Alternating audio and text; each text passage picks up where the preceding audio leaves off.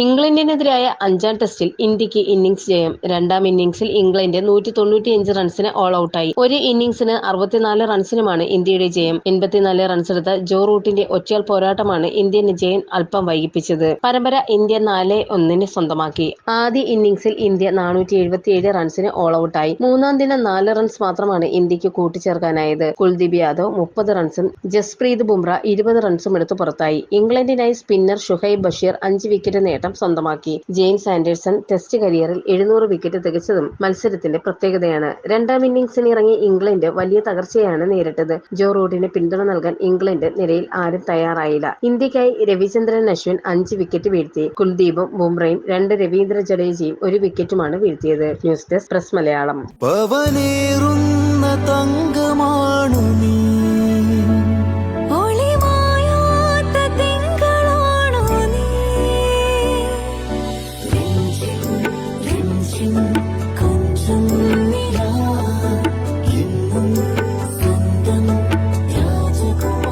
Be a Rajakumari.